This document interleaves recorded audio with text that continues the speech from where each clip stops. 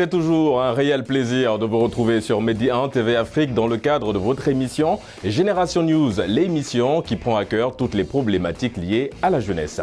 Émission spéciale aujourd'hui, nous allons nous intéresser au 8 mars, à la journée dédiée à la femme, des droits de la femme, une journée instaurée en 1914 par l'ONU. Et en deuxième partie d'émission, nous allons nous intéresser également à un mouvement qui met en lumière les droits de la femme. Il s'agit du féminisme. Et pour en parler, aujourd'hui, je reçois sur le plateau de Génération News Aïda. Vous êtes présidente de la pépinière des femmes leaders du Sénégal. Merci d'avoir répondu à l'invitation de Génération News. Merci à vous de nous avoir invités. Et en face de vous, nous avons René. Vous êtes créatrice de mode. C'est un plaisir de vous recevoir sur le plateau de Génération News. Bonsoir, le plaisir est partagé.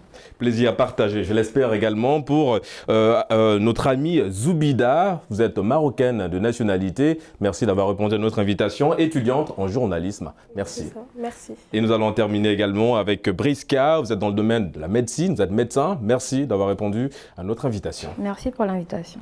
Alors je rappelle évidemment un plateau 100% féminin. La circonstance l'oblige. Nous sommes au mois de mars. C'est la journée consacrée à la femme. Alors toute l'Afrique réunis aujourd'hui sur le plateau de Génération News parce qu'évidemment Aïda, sénégalaise de nationalité, René, congolaise de nationalité, Briska, gabonaise de nationalité. Nous allons évidemment faire le tour de chaque pays pour voir comment la journée du 8 mars est célébrée à travers vos pays respectifs. Mais avant, René, on parle de la journée internationale des droits de la femme. Qu'est-ce que cette journée représente pour vous en tant que femme et pour toutes les femmes de l'Afrique ? Ce et du monde, évidemment.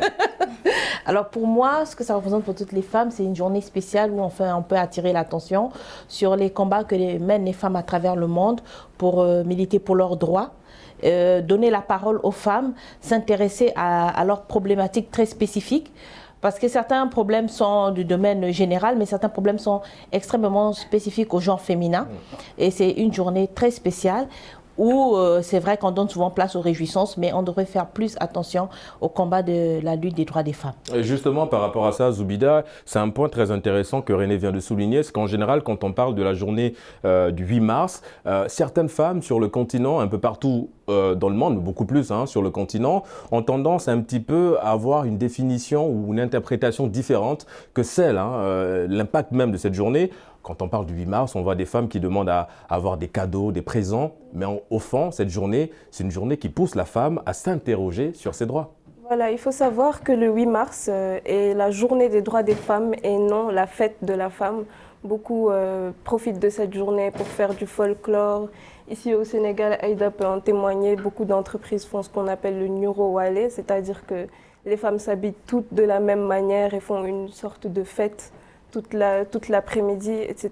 Alors que ce n'est pas le but de cette journée. Le but de cette journée est surtout de rappeler les droits des femmes, de lutter contre l'oppression de la femme. Ici au Sénégal, par exemple, on a eu le 7 mars 1820 qui marque le Talatender. C'est au Waalo, des femmes qui ont refusé de se faire esclavager, donc elles se sont brûlées. Elles se sont toutes brûlées pour ne pas devenir des esclaves. Évidemment, voilà. Un message très fort. On n'oublie pas évidemment ce combat de ces femmes. Aïda, vous êtes évidemment, en parlant de ce combat, vous l'êtes aussi, vous êtes engagée, très engagée. Vous êtes directrice, on va dire présidente d'une structure aussi. On va en parler. La pépinière des femmes leaders, dites-nous un petit peu, parce que vous êtes dans cette optique, c'est de pouvoir emmener les jeunes filles très tôt à connaître leurs droits et à respecter évidemment cette journée dédiée à la femme le 8 mars. Oui, c'est la pépinière des jeunes femmes leaders qui a pour objectif principal de sensibiliser les jeunes femmes qui sont dans les écoles et dans les milieux reculés, de leur faire comprendre qu'elles ont les mêmes droits que les hommes et qu'elles ont la possibilité de dire non à l'oppression, qu'elles ont la possibilité de s'affirmer en tant que femmes et que le fameux prétexte du la femme elle est faite pour le mariage et pour être soumise à son mari. Oui, on parle en général de sexe faible. Oui, de sexe faible. Ouais. Cela peut être un choix, mais que ce choix-là puisse être un choix personnel. Si la femme décide d'être soumise, d'être au pied de son mari, c'est son choix, mais qu'on ne l'impose pas dès le bas âge à la jeune femme. Ça, c'est déjà l'un de nos principaux objectifs. La seconde des démarches que nous avons, c'est de permettre à ces jeunes femmes de s'imposer dans un milieu mix. Parce qu'ici au Sénégal, nous avons comme l'impression que l'on pense que pour parler de leadership des femmes, pour parler d'ambition, etc., la femme, elle doit juste se condamner, se cantonner dans un milieu homogène où il n'y a que les femmes. Et pour dire vrai, il n'y a pas une véritable réflexion seulement féminine.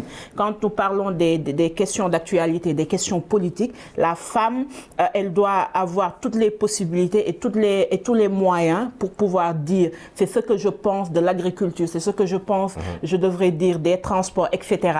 Et qu'elle puisse, en fait, qu'on puisse lui laisser la possibilité de le faire. Et pour répondre un peu à la question que vous avez posée à René, je pense que le 8 mars aussi devrait nous aider à faire une évaluation. Parce que depuis des années, nous nous battons pour les droits des femmes.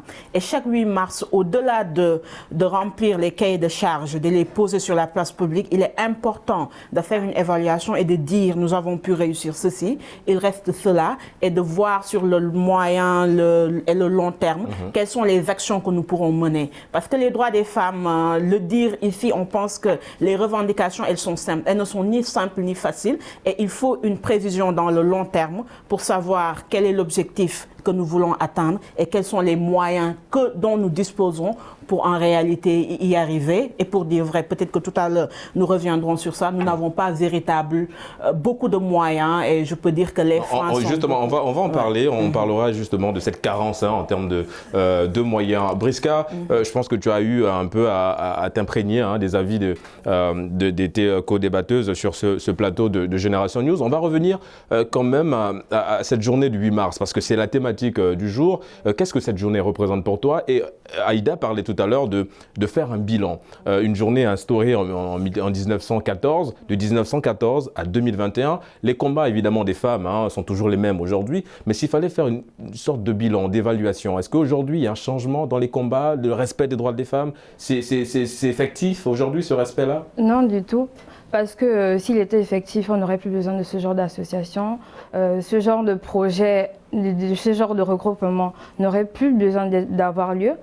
Si aujourd'hui des femmes se battent toujours pour les engagements, que les engagements féminins soient pris en compte, pour que la voix des femmes compte, pour que les jeunes filles puissent être scolarisées et pour toutes les problématiques du sexe féminin, c'est qu'il y a encore lieu de se battre. Pour l'instant, je pense que nous ne sommes même pas, si je puis dire, à 25% de ce que nous avons à faire. D'accord, le combat il est encore très lent. Le combat il est encore très lent, et comme l'a souligné Aïda, je pense qu'on devrait faire un bilan pour voir ce qu'on a fait. Parce que je pense qu'il y a des réussites quand même, qu'il faut souligner, et ensuite recontinuer à sensibiliser, avancer, mais enfin, le combat, continuer le combat. Continuer en fait. Mais ce serait bien aussi, comme l'a dit René, que ce soit un jour de réjouissance, aussi pour se dire on a eu des victoires.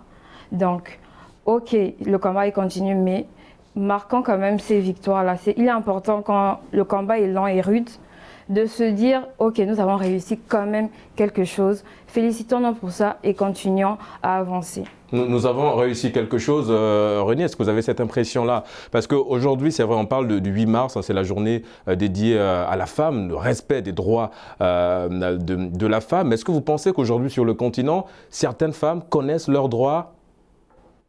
Je pense que certaines femmes connaissent leurs droits. Après, les contextes sont très différents par rapport aux zones en Afrique. Vous parlez de l'Afrique, c'est un peu complexe de généraliser sur toute l'Afrique parce que en fonction des zones où on se trouve, certaines femmes ont plus de droits que d'autres. Il y a des pays où les filles sont plus alphabétisées que dans d'autres pays. Dans d'autres pays, c'est même culturel de ne pas envoyer les filles à l'école. Certaines filles même vont à l'école, mais quand elles se marient, on leur demande de ne pas travailler. C'est l'un des combats évidemment de cette journée aussi, dédiée à la femme. Évidemment. Et en plus, le combat, il est très complexe parce que c'est à plusieurs niveaux. C'est comme je l'ai dit tantôt, certaines filles n'ont même pas mis un pas à l'école. D'autres, elles sont dans des familles pourtant aisées, avec des parents intellectuels, mais qui font comprendre que la priorité, c'est qu'elles soient mariées. Donc si au bon vouloir du mari, il dit « je veux une femme à la maison », même des parents intellectuels demandent à leur fille de ne pas travailler. Donc là, vous voyez, le niveau des droits de la femme sont différents entre celle qui n'a jamais mis pied à l'école et celle qui a quand même son diplôme. Mais comment renverser la courbe, René? Je pense que, comme a dit Aïda tout à l'heure, c'est une question d'abord d'éducation. C'est une question d'éducation, c'est vraiment très très important et c'est à tous les niveaux. Parce que Aujourd'hui, il faut sensibiliser les gens qui sont même dans les coins les plus reculés, de laisser les filles aussi aller à l'école. Les filles ne sont pas faites seulement pour aller au champ, être mariées et faire des enfants. Il faut aussi sensibiliser les gens en ville aussi, parce que comme je l'ai dit tantôt, il y a des gens qui sont intellectuels, mais il faut faire la part des choses entre les traditions, entre les valeurs de la société, entre ce qu'on dira le voisin et le droit de la femme. Donc il faut éduquer les gens à tous les niveaux. Et là, je félicite ce genre d'associations qui font des travaux vraiment énormes, parce que je pense que vous touchez toutes les couches de la société, des personnes les plus incultes aux personnes les plus diplômées. Souvent les gens se trompent. Moi je pense que quelque part on se trompe parfois dans le combat. Ouais. On peut donner de grandes donations, de grands débats, aller faire des sensibilisations dans les campagnes, alors que le combat se trouve là, en face de chez vous. Votre voisin ne laisse pas votre femme jouir de tous ses droits. Mais vous vous dites, il a fait l'école, donc il sait. Donc elle connaît ses droits, elle a le bac. Mais certaines femmes aujourd'hui ont le bac, ont la licence, ont la maîtrise, mais ne savent même pas que quand elles sont battues, elles peuvent porter plainte. On parle de droits justement, mais Aïda, de quel droit il s'agit concrètement, ces droits de la femme? Le droit de... Les droits, elles sont nombreuses. Mais moi, je pense qu'il faut que l'on puisse s'appesantir le droit à la liberté. La liberté de faire, de choisir et même de dire « je ne veux pas ». La question des droits de la liberté, peut-être des fois, parce que nous sommes dans un contexte africain, les gens pourraient l'interpréter d'une autre manière. Mais quand on parle de liberté, c'est le fait que les êtres humains naissent libres et égaux. Et qu'il faudrait que les mêmes chances que l'on donne à un jeune garçon, qu'on puisse le donner à une fille. La même éducation, je veux dire, dans la maison. Parce que quand il s'agit de cuisiner, je pense que si ça brûle, c'est l'homme et la femme qui auront du mal à manger. C'est-à-dire, si on fait une éducation au niveau de la maison pour les tâches ménagères, cette même éducation, on doit la donner à un jeune homme. Parce que quand ils quittent l'espace familial, quand ils partent à l'université, quand ils font quand ils quittent le continent pour aller dans les pays européens, ils le font. Ça, c'est des questions de droit.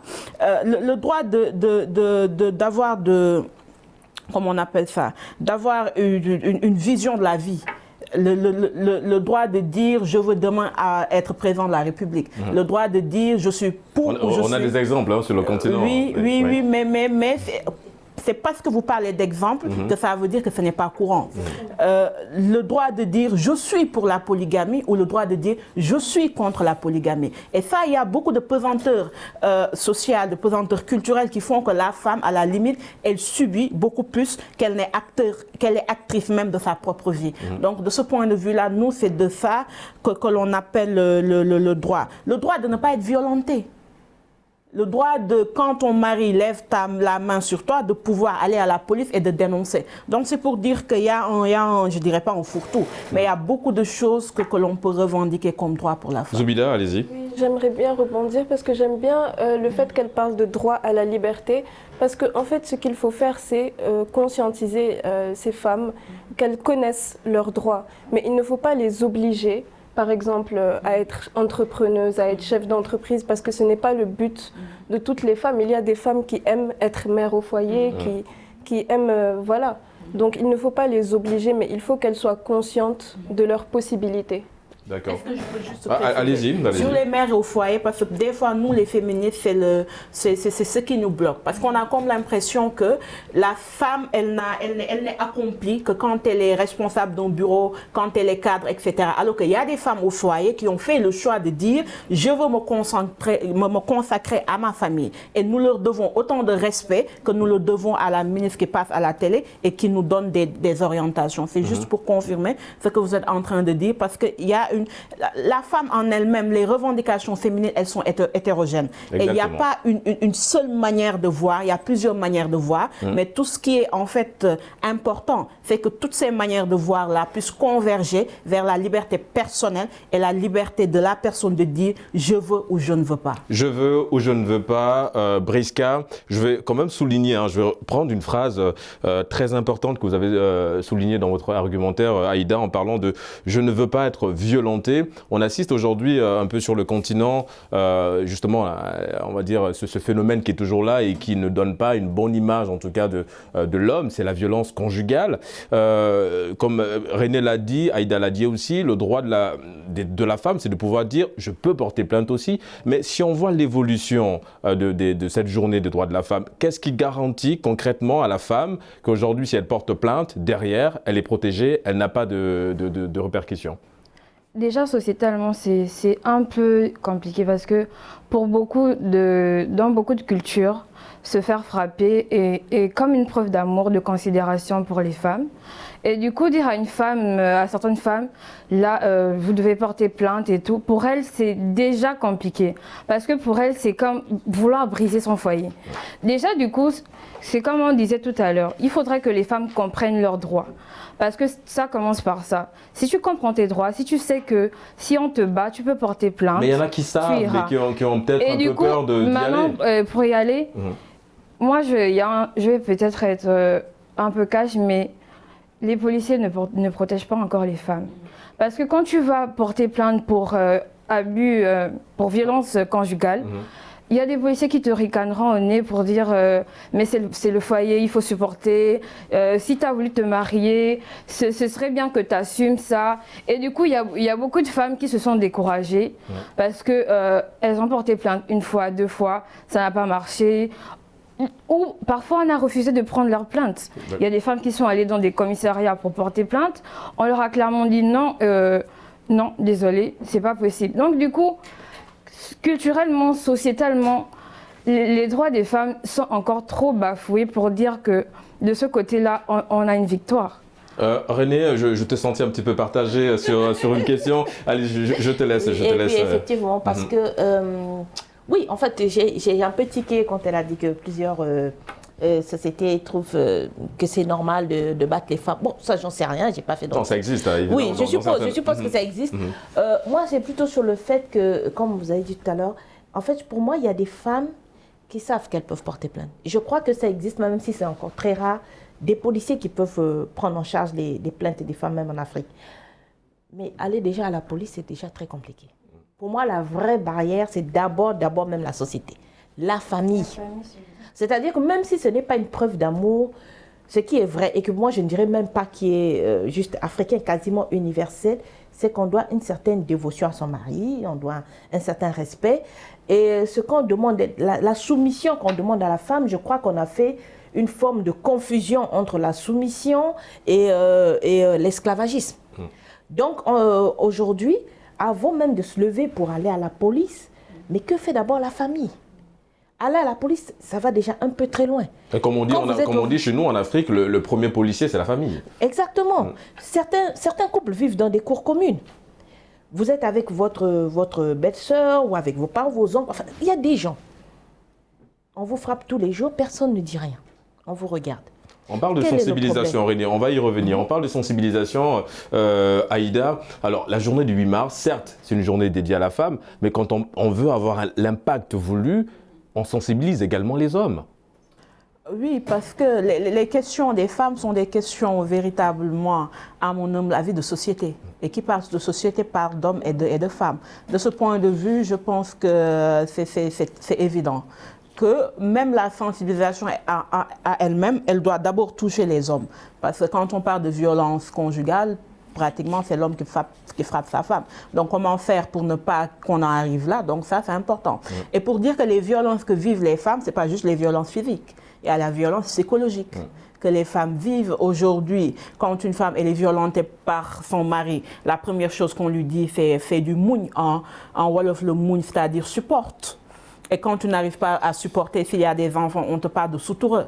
Le soutoureux, c'est de dire, si tu portes plainte contre un homme et que vous avez des enfants qui se retrouvent en prison, tes enfants, tu auras mis à nu, je ne sais pas comment expliquer le soutoureux, mais je pense que vous comprenez. Donc, c'est différentes étapes que vivent en fait certaines femmes qui sont violentes. Et comme l'a dit René, le premier acte de courage, c'est d'abord le fait d'aller au niveau de la police. Mais les violences ne sont pas seulement des violences conjugales. Les violences, je veux dire, les viols, etc., les gens les vivent. Et qui les reçoit? Parce qu'aujourd'hui, il y a une question de société qui est posée. Quand on permet à des gens d'être à la télé et de dire les victimes de viol, qu'est-ce qu'elles portaient? Est-ce que ce n'est pas elles qui ont incité en fait leur bourreau à venir contre elles? Et quand quelqu'un le dit, une victime présumée ou une victime qui l'a vécu aura demain du mal à dire j'ai été victime de viol parce qu'elle s'attend à ce qu'au lieu d'être en fait d'être soutenue, qu'elle soit, on la juge a priori. Et pour moi, là-bas aussi, il faudrait que nous-mêmes, entre femmes, que l'on essaie en fait d'être, je dirais pas solidaires, mais de poser des questions de principe. Et ces questions-là, il faudrait que l'on n'ait pas peur de les poser sur la place publique pour pouvoir les régler une bonne fois pour toutes. Un non ne peut jamais dire oui. Un non n'est ni un oui ni un non reste un non. Un non reste un non. Oui. Zoubida, je vous laisse, oui, vous voulez rebondir sur un point? Je pense qu'il faut vraiment inclure les hommes dans ce combat parce qu'avant même de se faire violer, on apprend à la femme à s'habiller correctement, à éviter certains endroits, on apprend des techniques de self-défense, des trucs comme ça, mais aussi il faut apprendre à l'homme le consentement, il faut inclure l'homme dans ce combat. Beaucoup de féministes veulent être dans l'antagonisme avec les hommes, alors que non, il faut qu'ils soient nos alliés dans ce combat. Il faut changer les comportements autant chez les femmes que chez les hommes.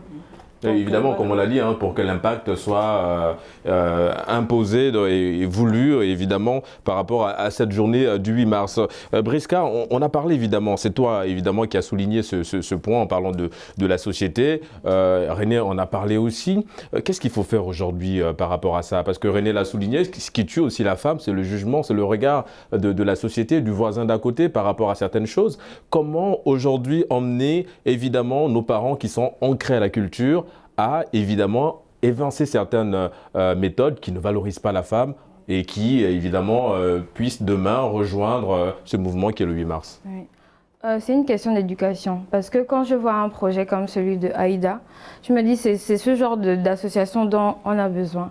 Parce qu'il faut une sensibilisation dans les contrées reculées et dans nos villes. Parce que quand c'est culturel, quand c'est ancré dans nos traditions, que les femmes sont au second plan, c'est changer toute une vision de toutes les générations. Ce ne sera pas en un jour. Ce sera clairement des campagnes de sensibilisation, d'éducation, de changement de vision. Et je pense que il y a encore de beaux jours à faire dans ce genre de programme. René, on parle de sensibilisation. Je vais te laisser évidemment revenir sur son point. Je pressens, tu veux rebondir sur ce qu'elle dit. Mais avant évidemment de rebondir sur l'argumentaire de notre amie Briska, on va parler justement de cette journée du 8 mars. On parle d'une journée évidemment dédiée à la femme. Il y a plusieurs structures aujourd'hui qui œuvrent pour ça, pour protéger la femme. Aïda évidemment avec son projet et dans ce processus-là. Mais on parle aussi de quelque chose qui est très compliqué chez la femme, c'est cette capacité toujours à prendre tout sur elle. Comment aujourd'hui, on a parlé de le côté psychologique en fait, comment aujourd'hui emmener la femme à dénoncer, à parler, à s'ouvrir? Eh bien, c'est la question à $1 million. On est preneur. On vous fait une avance de quelques millions, mais évidemment on est preneur.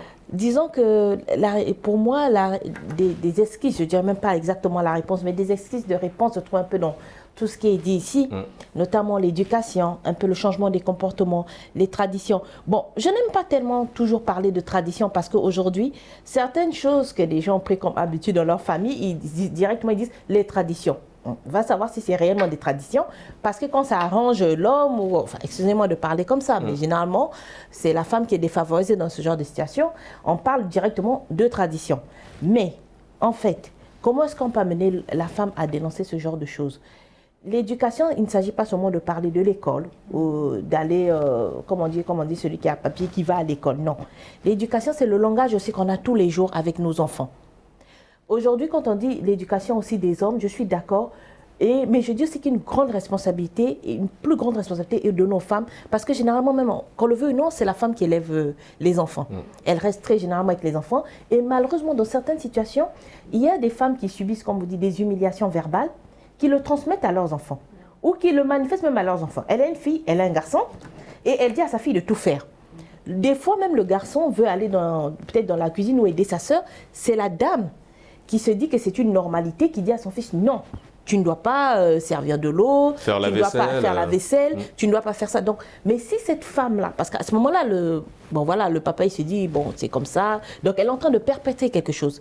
Donc, la première actrice dans ce genre de combat, c'est la femme. C'est elle qui doit se rendre compte que si elle fait ça, elle va faire aussi un autre, je dirais, un petit macho en puissance.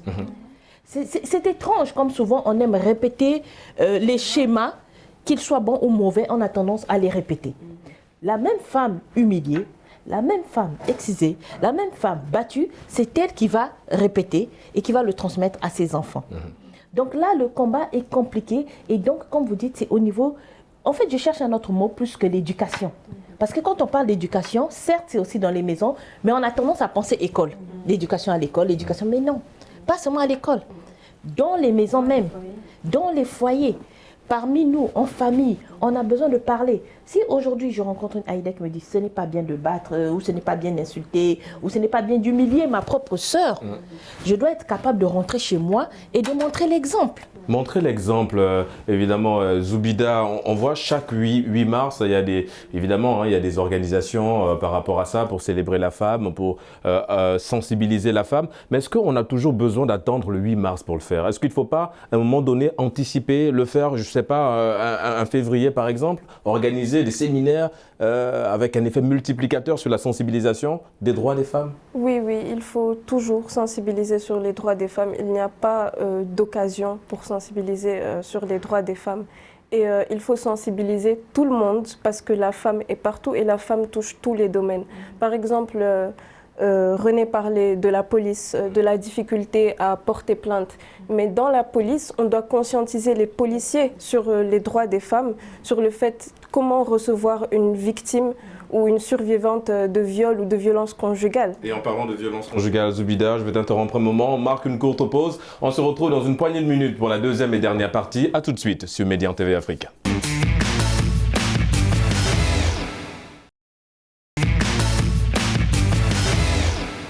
De retour sur le plateau de Génération News pour la deuxième et dernière partie de l'émission, nous allons nous intéresser à un autre mouvement qui prône en tout cas pour le respect des droits de la femme. Il s'agit du féminisme. Alors le féminisme, comme je l'ai dit, c'est un mouvement qui regroupe plusieurs femmes et un mouvement qui est là évidemment pour le respect des droits de la femme. Mais en fait c'est un mouvement plus complexe que ça, Aïda, le féminisme. Oui, pour le respect des droits des femmes et pour revendiquer une égalité entre les hommes et les femmes.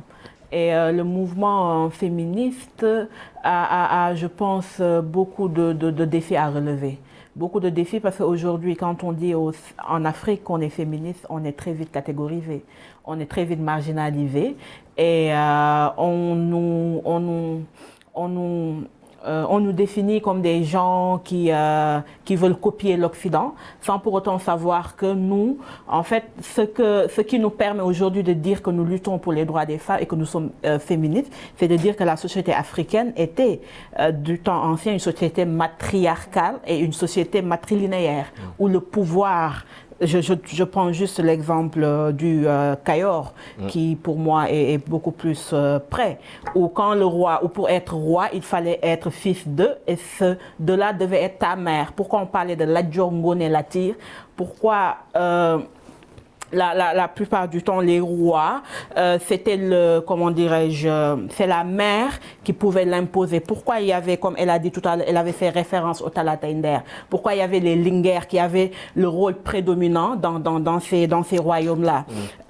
Pourquoi, en fait, quand on parlait de l'arbre à palabre, c'était peut-être les hommes qui étaient au devant de la scène, mais qui, avant toute décision, avaient cette facilité de dire je vais en parler à mon Nyegenai. Le Nyegenai c'était l'oreiller, mais quand il disait je vais en parler avec mon oreiller avant de revenir, c'est-à-dire qu'ils allaient discuter avec leurs femmes avant de revenir autour de l'arbre à palabre et de donner leur avis. Mais aujourd'hui la lutte actuelle, c'est de dire nous ne voulons plus être des oreillers.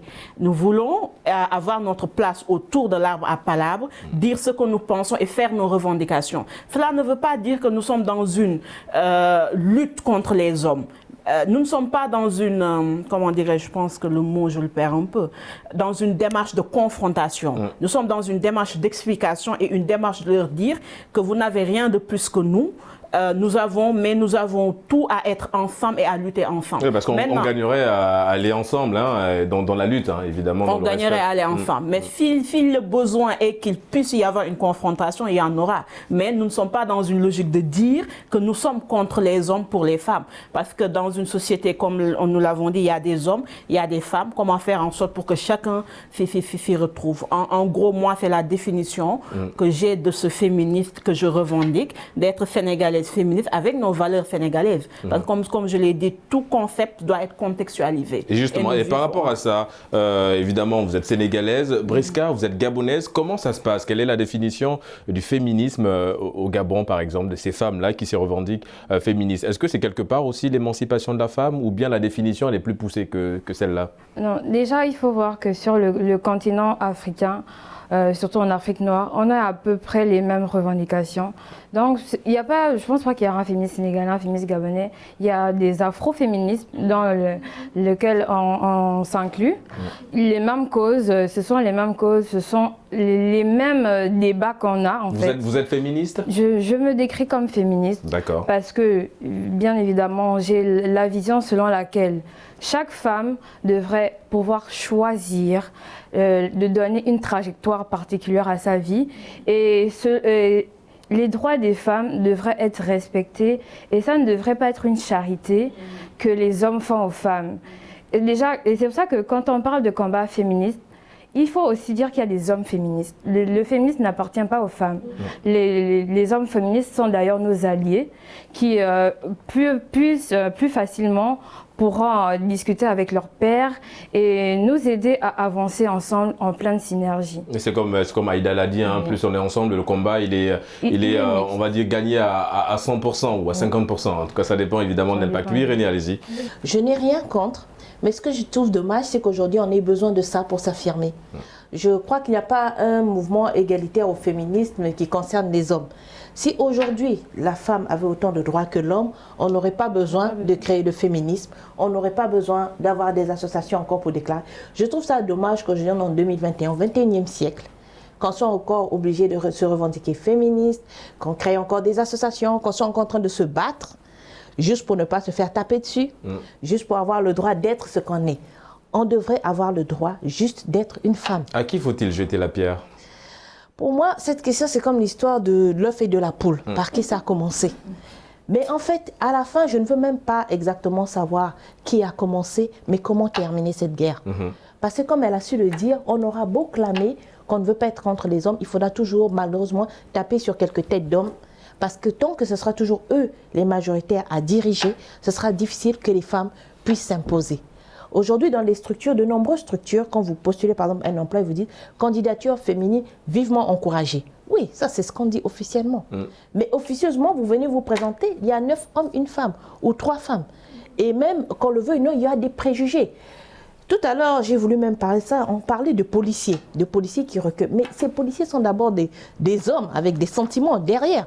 Donc si ces hommes ont déjà des préjugés sur les femmes, si ce sont ces mêmes hommes-là ou certains hommes comme eux, qui même quand ils voient une femme au volant, sont furieux de voir une femme conduire en se disant elle devrait être à la maison quand tu es à la cuisine. Mais il y a toujours des préjugés, même sur les femmes. On dit qu'en général, elles ne savent pas conduire, elles ne savent pas faire des créneaux. Exactement, il y aura toujours ces préjugés. Bon, après, je ne veux pas choquer certains, mais les préjugés, je pense, existeront toujours. Ce qui compte, c'est de ne pas mettre ces préjugés en exergue. C'est-à-dire qu'aujourd'hui, vous êtes, par exemple, même si vous êtes à la maison, vous avez un préjugé sur, je ne sais pas, sur quelle situation, sur la femme de ménage et autres. Tant qu'elle fait, par exemple, son travail, il n'est pas question de la sanctionner pour. Si aujourd'hui, un homme a un préjugé pour une femme, les femmes ne savent pas conduire, ça ne veut pas pour autant dire qu'il va déclarer une loi selon laquelle les femmes ne doivent pas conduire. Il a le droit de penser. Ça aussi, c'est une liberté. Le droit de penser, justement, Zoubida, vous êtes dans cette logique-là, quelque part. Vous êtes féministe aussi, vous vous revendiquez comme telle. Qu'est-ce qui vous a poussé, justement, à vous lancer dans ce mouvement ? Moi, en fait, la chose est que j'ai presque toujours été féministe. Ma mère est féministe. Elle m'a donné cette éducation, mais sans me dire que voilà, ça, c'est du féminisme. Donc, pendant presque toute ma scolarité... On est féministe ou bien on le devient ?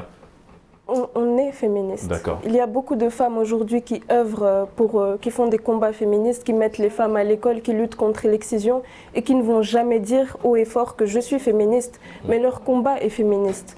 Moi, pendant très longtemps, quand je parle directement, on me disait que j'étais féministe. Je disais non, je ne suis pas féministe parce que je ne connaissais pas l'idéologie. Je pensais que c'était des femmes qui voulaient se hisser au-dessus des hommes, alors que non, tout ce qu'on veut, c'est l'équité. Je suis d'accord que la femme et l'homme sont différents, mais ce n'est pas pour autant qu'on ne mérite pas les mêmes droits.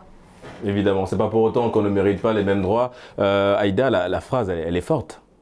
Oui, elle est forte et elle résume en réalité notre combat de tous les jours. Elle le résume, moi, quand je dis que je suis féministe, je le suis parce que j'ai été inspirée par mon père qui me disait que l'intérêt, avant de se définir homme ou femme, c'est d'être d'abord un être humain, ayant les mêmes aspirations qu'un homme ou qu'une femme. Donc de ce point de vue-là, ça rejoint ce qu'elle dit, nous avons les mêmes droits. Mais est-ce que nous avons les mêmes chances? C'est là où, en fait, le bas blesse. Parce que si nous n'avons pas les mêmes chances, nous ne pourrons pas avoir les mêmes capacités de revendication et même les mêmes capacités d'être. Mais est-ce que vous avez ces moyens déjà? Ça veut dire, vous êtes féministe, comment vous vous organisez justement pour porter ces combats-là? Pour porter ces combats, d'abord, nous avons aujourd'hui, je devrais dire, une possibilité de le dire et de se faire entendre. Une possibilité d'être sur le terrain, mais aussi une capacité d'entendre ceux qui sont en face et de pouvoir les comprendre. Parce que pour moi, l'objectif principal, c'est de ne pas être figé, de se dire j'ai la vérité absolue et que les autres ont tort. L'objectif principal, c'est de comprendre qu'est-ce qui a amené cette divergence et comment faire pour combler cela et que les uns et les autres, en fait, puissent se faire entendre. Vous avez parlé des policiers, vous avez parlé des principales des problèmes auxquels les femmes, elles sont confrontées. Mais principal problème aujourd'hui, c'est de dire que pourquoi les femmes, quand elles sont quand elles travaillent, c'est elles qui subissent les harcèlements. C'est elles, quand on parle de promotion canapé, entre guillemets, qui la subissent. Parce que celles qui, pour avoir un poste, tu es obligé de faire des choses qui ne sont pas en accord peut-être avec tes principes, tu n'es pas coupable, tu es victime.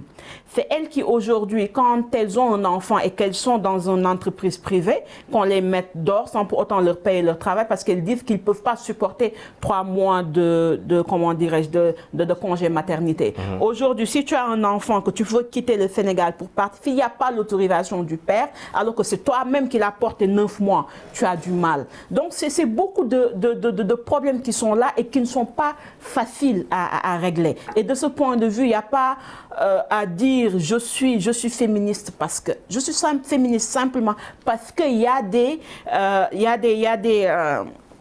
inégalités au sein de la société et qu'il nous faudrait en tant que femmes la possibilité de dire que nous sommes tous égaux et que l'homme n'est pas supérieur à la femme, comme la femme n'est pas supérieure à l'homme. Oui, allez-y, Briska. On va rebondir sur ce qu'elle dit. Parce qu'on a l'impression que nous vivons dans une société faite par les hommes pour les hommes où les femmes sont lésées. C'est-à-dire que, comme elle a dit, toutes les problématiques qu'elle a énoncées, que ce soit les promotions canapé, que ce soit les violences conjugales et tout ce qu'il y a derrière, c'est comme si nous subissons la société en fait. C'est comme si nous subissons le fait d'être femme. Et comme on le disait tout à l'heure, être féministe, c'est revendiquer juste le droit d'être une femme, tout simplement en fait. Avant tout autre combat, c'est d'abord ça la base. Et c'est de changer aussi un peu l'image qu'on a de ce mouvement, comme Aïda l'a dit, aujourd'hui sur le continent, quand on se revendique féministe, on pense évidemment qu'on est dans un autre combat que celui évidemment de mettre en évidence les droits de la femme. Oui, René, Zouida, je reviens à toi dans un instant. En fait, je reviens sur ça. En fait, au risque de choquer tout le plateau de féministes, j'espère qu'on a le droit aussi d'être une femme et de réclamer ses droits sans devoir dire que je suis féministe. Parce que j'estime que c'est une liberté. Aujourd'hui, de ne pas forcément être dans un combat.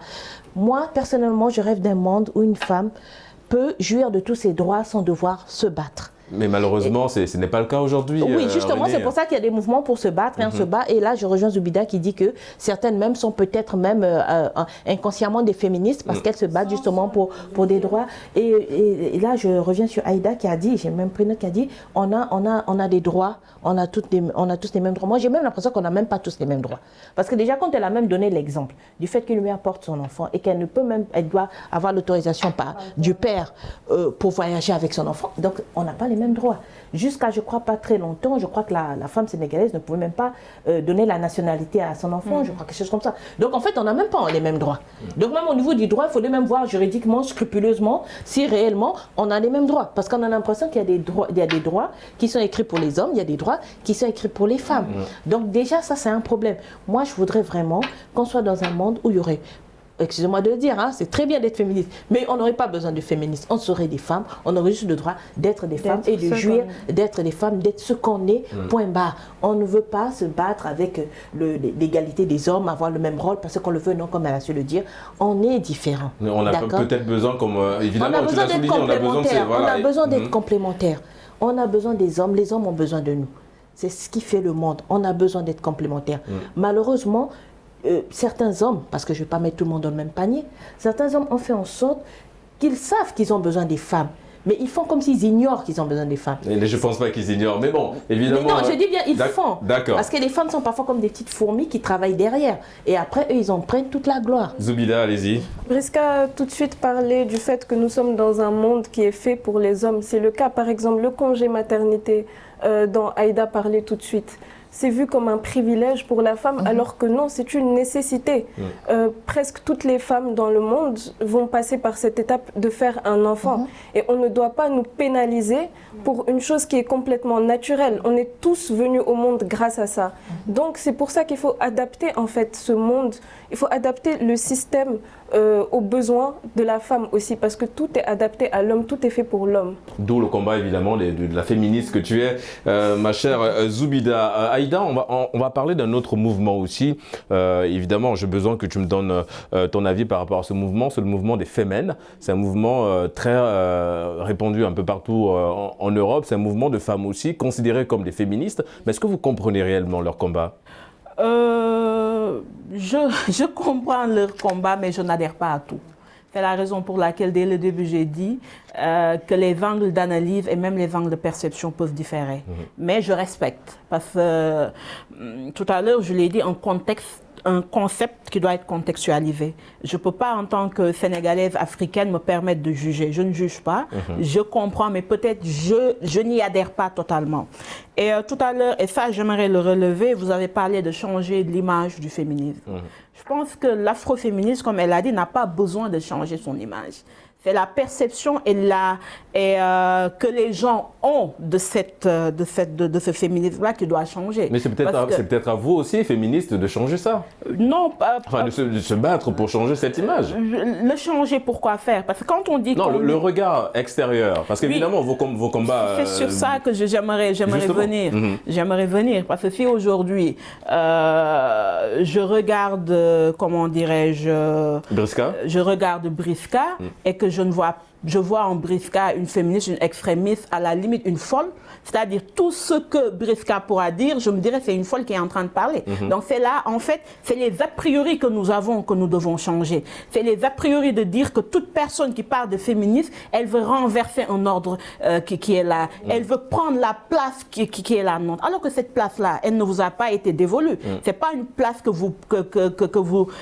qui vous est, comment dirais-je, donnée simplement parce que vous êtes homme. C'est une place que tu peux revendiquer et que moi, en tant que femme, je peux venir dire peut-être que cette place, je la donne à Régis, mais que cette place aussi, je la revendique. Donc, nous n'avons pas à changer l'image du féminisme. Nous avons à faire en sorte que ceux qui ont des a priori sachent qu'en étant féministe, c'est des sœurs et des femmes et même des filles, des filles qui sont en train de revendiquer une chose qui leur est due. Donc, de ce point de vue-là, essayons de diluer les a priori, essayons d'ouvrir les esprits et en réalité de nous comprendre. Et pour conclure, Moi, je pense que la remarque de René, c'est dans l'idéal. Par où nous voulons, en tant que féministes, arriver. C'est là où nous n'aurons pas besoin de dire pourquoi cet homme frappe sa femme. Nous n'aurons pas besoin de dire pourquoi les victimes de viol ne sont pas comprises. Nous n'avons pas besoin de dire qu'à compétence égale, que l'on puisse en même temps prendre un homme et prendre une femme sans pour autant se dire cette femme pourra être mariée et pourra avoir besoin d'un congé de maternité. Où nous allons pouvoir dire demain je vais être président de la République et qu'on ne nous dise pas bon, une femme elle est trop émotive, une femme elle n'a pas trop les épaules larges pour être une présidente de la République. Donc c'est beaucoup de choses et pour dire que nous tendons vers ça parce que c'est ça l'idéal, c'est ça le monde que nous voulons, mais il faut la préparer dès à présent en ayant une idéologie, en nous battant pour que cela puisse être, je veux dire, pour que ce problème puisse être réglé. Et en parlant de se battre, Zoubida, Aïda parlait également de la relève, hein, quand elle parlait de ce mouvement de féministes, qu'il n'y a pas, enfin, il y a nos femmes, il y a nos sœurs, il y a nos tantes, mais il y a nos filles aussi. Est-ce qu'aujourd'hui, ce mouvement, on peut dire que la relève est assurée?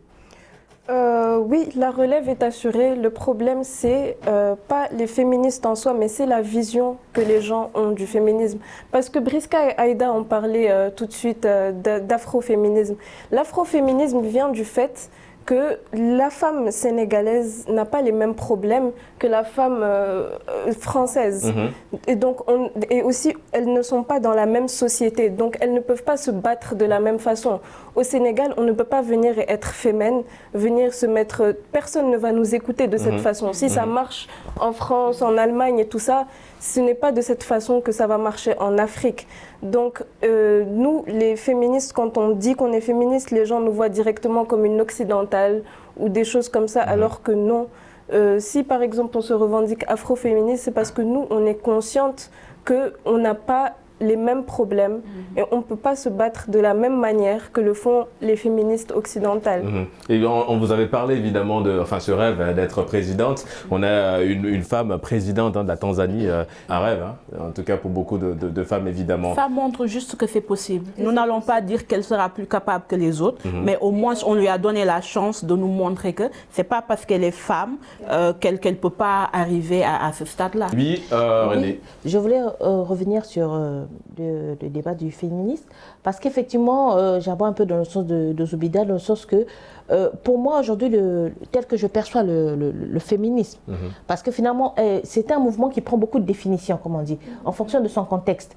Comme vous l'avez même dit tantôt, certains hommes même se disent que dès qu'on parle de féminisme, c'est parce que les femmes veulent être au-dessus des hommes. Mais malheureusement, dans certains contextes, certaines femmes, justement, c'est leur combat.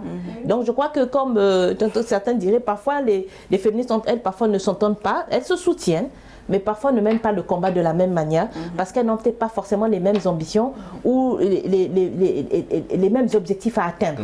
Donc aujourd'hui, certaines effectivement veulent être au-dessus des hommes, certaines veulent être égalitaires, certaines sont peut-être même moins ambitieuses, veulent juste qu'on respecte leurs droits. Et donc le combat est différent en fonction de ce qu'on veut atteindre comme objectif. Mais dans tous les cas, comme je disais tantôt, féministe ou pas féministe, qu'on se revendique pas, on a toutes besoin de la même chose, de la liberté. On a besoin de se sentir libre, de se sentir free, d'être une femme sans devoir tout le temps mener des combats. Mais au jour d'aujourd'hui, il faut quand même se battre. Et moi, je me dis, les combats sont, comme j'ai dit, à tous les niveaux. Même dans les mouvements de tous les jours. Dans la manière dont on se comporte même au bureau. Parce que la manière dont on se comporte même dans les familles. La manière dont on se comporte entre nous. Parce que parfois, on ne se soutient même pas en famille. Parfois, c'est votre propre frère qui vous humilie. Parfois, c'est votre propre frère qui vous rabaisse. C'est votre propre mère qui vous rabaisse. C'est vous-même qui rabaissez les membres de votre famille. Donc, pour moi, cette liberté, c'est à travailler à tous les niveaux. Et c'est bien qu'aujourd'hui, on soit dans ce genre de plateau, parce que tout le monde va le suivre, chacun à la maison, ça va ouvrir le débat, chacun va discuter entre eux, comment je considère ma soeur, comment je considère ma voisine. Et là, peut-être que certains ne sont même pas au courant du besoin de celle qu'il a en face de lui. Peut-être qu'il pense qu'elle est contente d'être dans sa petite situation recroquevillée. Oui, en parlant en première partie de cette capacité à emmener la personne à se libérer et à parler. Briska, notre ami René a souligné un point, et évidemment Zoubida nous donnera son avis aussi, cette divergence au sein de ce mouvement des féministes que vous représentez aujourd'hui. Comment l'expliquer? Déjà, comme Zoubida l'a dit tout à l'heure, le féminisme est une idéologie. Et comme toute idéologie, il y a forcément des divergences. Et moi, pour moi, ce ne sont pas des dérives. Par exemple, quand vous avez parlé des fémènes, les femmes dans leur contexte, pour elles, c'est normal en fait d'agir de la sorte, de revendiquer parfois de la supériorité devant les hommes. Je ne pense pas que ce soit un problème en tant que tel.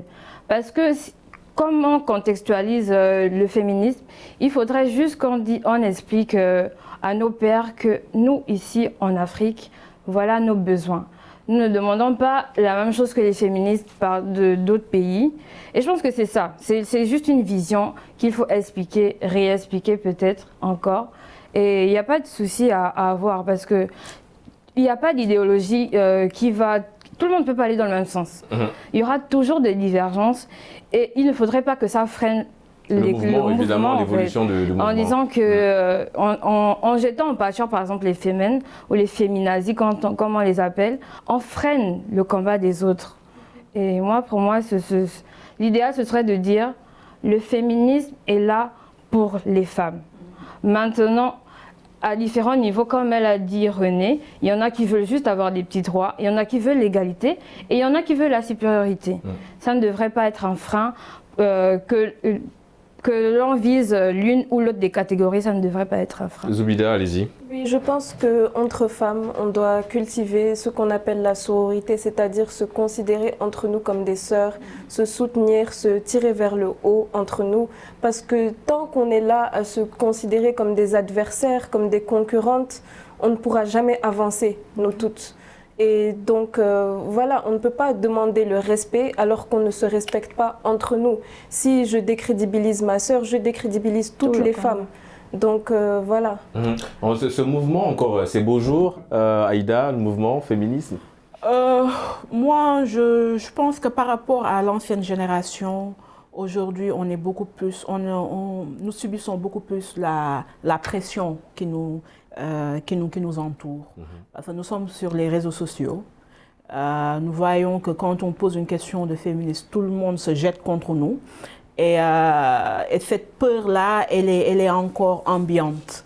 C'est-à-dire que les jeunes femmes ont de moins en moins je dirais pas cette capacité ni courage, mais par rapport à ce qui entoure. Parce qu'aujourd'hui, on nous dit, si tu es féministe, tu seras vieille fille. Si tu es féministe, c'est parce que tu es contre les hommes. À la limite même, on nous prête une déviance sexuelle parce que simplement tu te dis que je suis féministe. Je pense que je n'entrerai pas dans ces détails-là. Ce qui fait que la jeune génération, elle a du mal à se l'approprier, même si nous vivons pratiquement les mêmes difficultés que les anciennes. Et c'est pour ça que je dis que la sensibilisation, la discussion, le fait de dire que nous sommes africaines, je suis sénégalaise, je suis d'ethnie Pulaar, je suis telle, vont nous permettre à faire voir à ces jeunes générations et à ceux qui nous suivent de savoir que nous ne sommes pas des extraterrestres venus d'ailleurs. Et nous sommes justement des femmes qui sont là pour... Des femmes et des êtres humains qui sont là pour une égalité et pour que, en fait, les difficultés que nous vivons, que l'on puisse les éradiquer. Donc peut-être qu'elle a de beaux jours devant nous, mais je suis un peu pessimiste aujourd'hui par rapport à ce que je vois et à ce que je lis. Raison pour laquelle je suis assez heureuse aujourd'hui de voir que sur un plateau de 4, qu'il y en a au moins 3 et espérons qu'on pourra convaincre nos camarades. Nous sommes malheureusement arrivés à Renée au terme de cette émission. Merci à Renée, vous êtes créatrice de mode. Merci d'avoir répondu à l'invitation de Génération News. Aïda, présidente de la pépinière des femmes leaders. Ça a été un plaisir de te recevoir sur le plateau de Medi 1 TV Afrique. On remercie également Zoubida, étudiante en journalisme. Merci d'avoir répondu à notre invitation.